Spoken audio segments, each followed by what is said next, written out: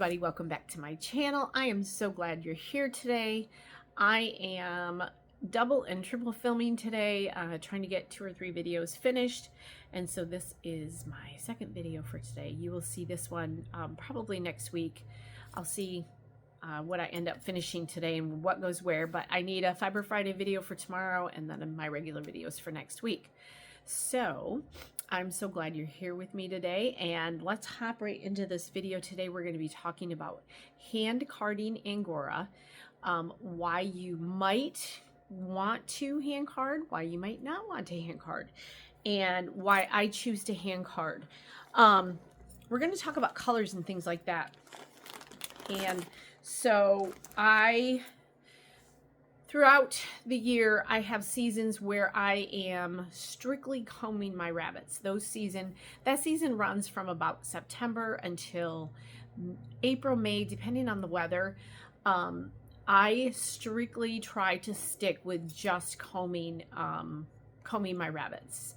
And the reason being, I like them to have some fiber on them throughout the winter. We live in Michigan. It does get very cold here and snowy, and so I like them to not be sheared down for a portion of that. So I typically will only comb them during those times. May to September, depending on weather, again, I am typically shearing the rabbits right down. Whether that is with my electric shears or it's with a pair of scissors. One way or the other, they are pretty naked in the summer, and they do better. My Angora rabbits actually do better in winter climates anyways, because they are so full of fur, and that fur is so warm, and so when summer rolls around, it's good to get that all off from them, in my opinion. I know not everybody does that, and there is a whole realm of, well, when you're plucking or combing your rabbits, it seems to create more, and this is a whole nother video, it seems to create the production of their fiber more and more because of how you're doing it. When you shear them down, it kind of takes away that. So there's that balance, and that, like I said, that's a whole nother video to talk about because there is some science behind that a little bit. But I do prefer to do that.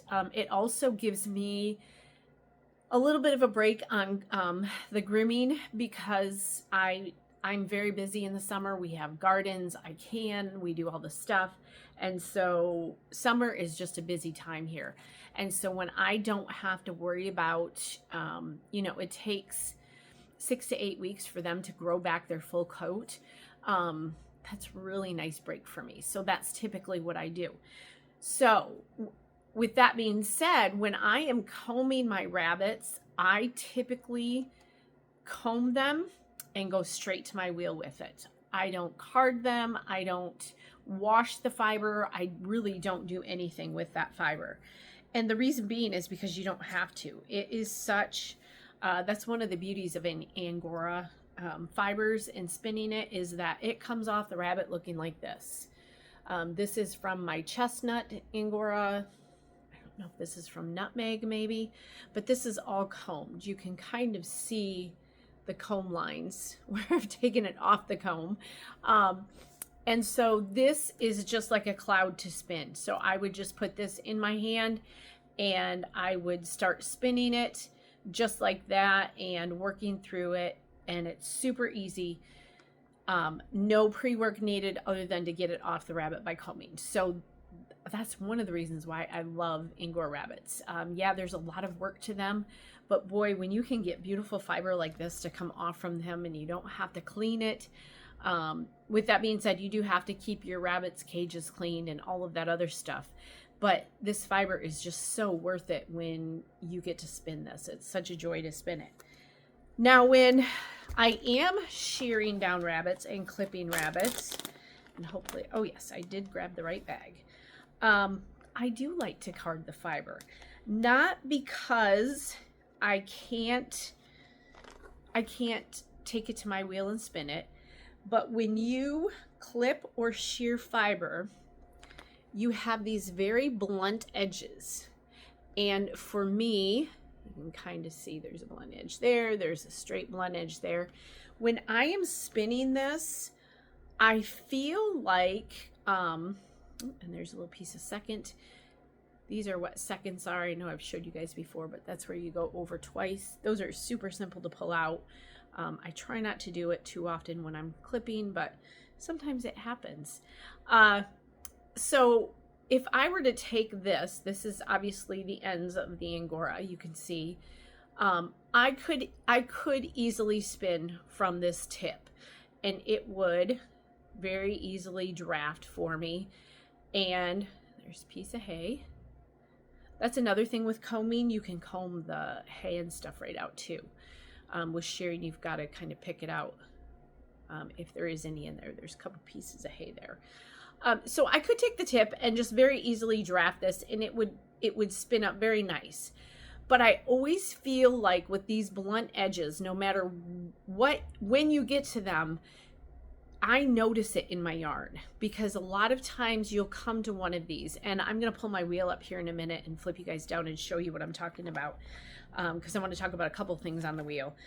I notice these blunt edges because they tend to be so exact that they do pop out of your yarn some, if that makes sense. And so that's one of the reasons why I would choose to card this fiber.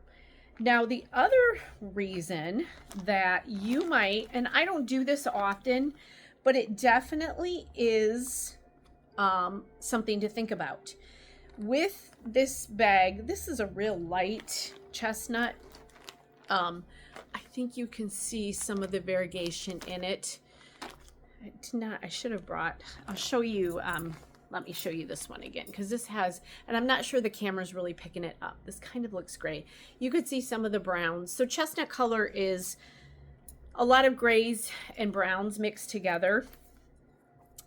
And so another reason that you might want to card your fiber no matter what is you want more of a consistent color to your yarn. It does make a difference.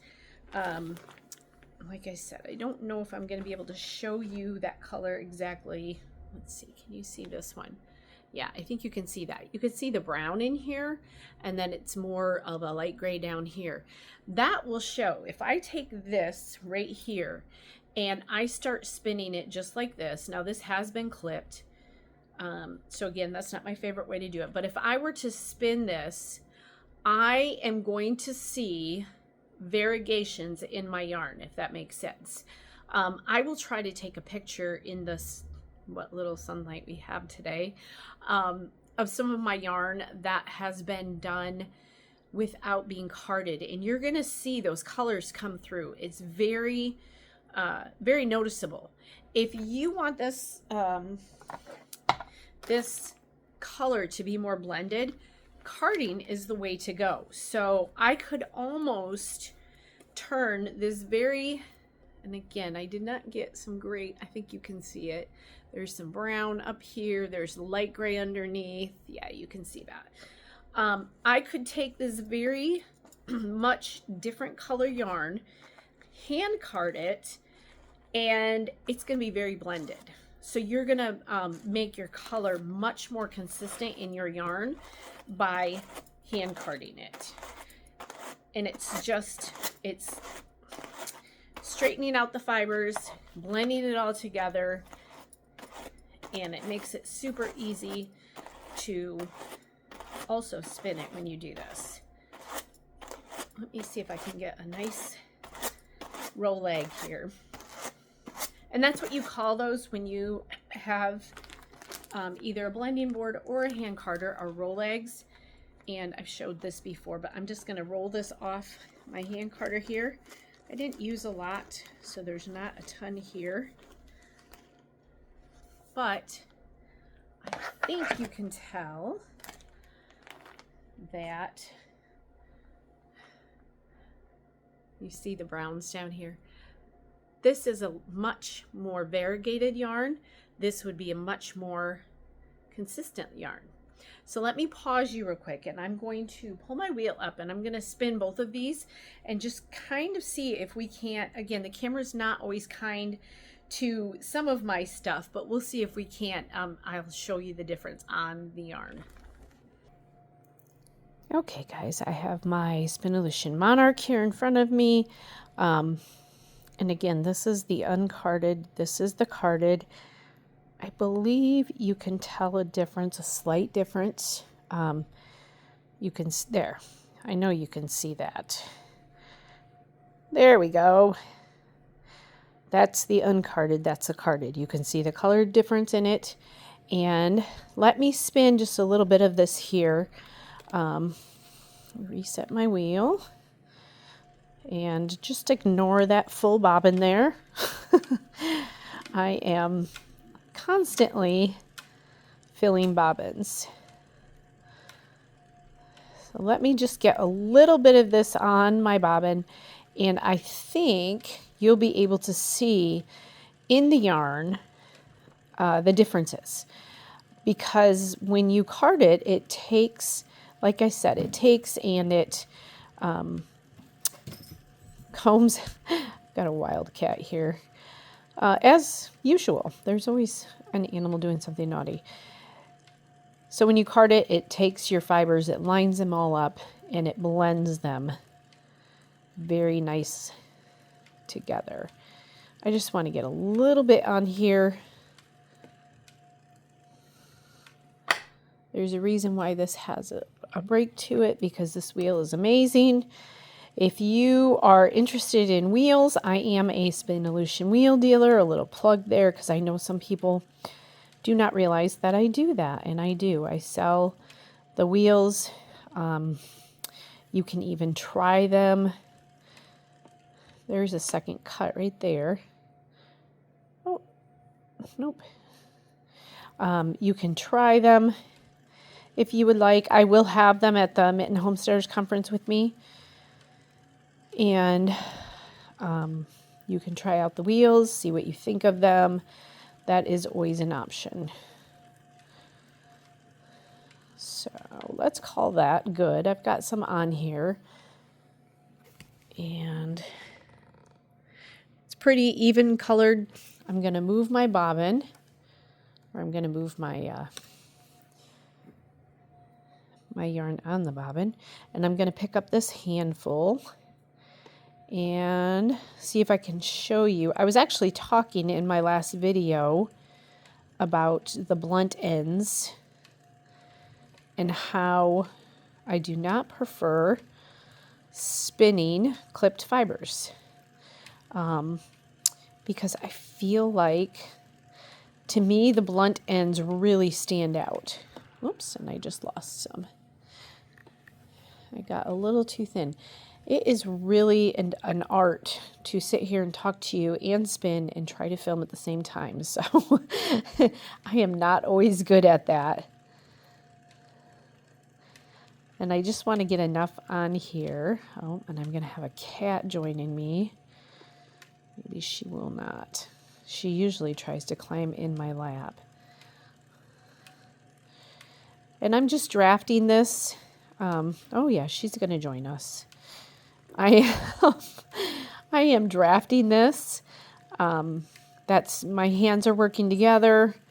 My thumb and my pointer finger on my right hand are kind of guiding the fibers out of my left and how much I want to go into my yarn. That's what drafting is.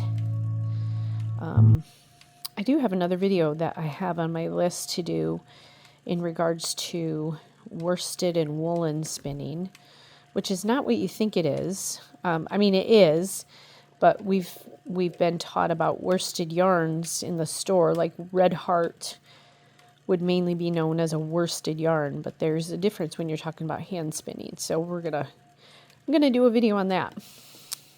So let's see if that's enough. I don't know if it's coming through. You can see that this is darker for sure. And it was all the same handful. This is just more of a consistent color.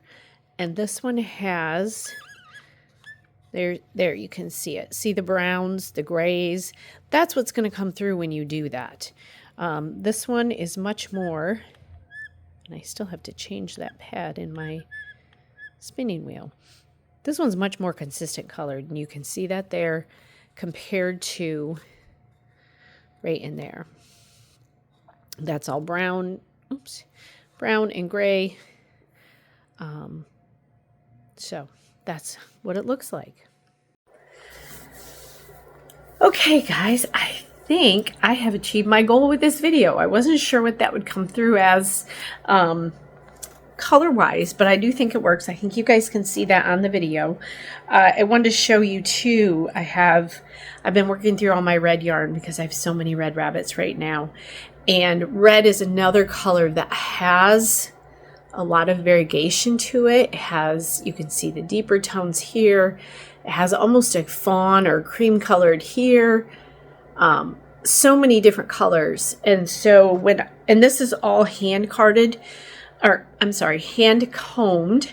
So I am working through all of my red right now, just like this. And so I'm going to see more of a variance in the colors, a variegation in the yarn because of that. Now, if I were to sit and, oh, there's blue in here too. I want to get that out before I start spinning this. Must have come off this basket. I don't want any blue in my red. So, yeah, so I am working through all of this red right now, and it definitely has some different, I think the light's picking that up, lots of different tones. If I were to card this, it would be much more of an even toned, and it leans more towards, when I say I have red Angoras and this is what their fiber looks like, people are like, that's not red. It's more of a peach color. And when you card out and line up all those fibers, it does tend to be more of a peach colored yarn rather than a variegated with some of the dark in it. There's a nice dark piece right there. So I hope you guys enjoyed this video. I hope you found it helpful. If you did, could you please click that like button for me down below? And if you don't already subscribe to my channel, I would greatly appreciate that. I hope you guys have a fantastic day, and I hope you get to create something today. Bye.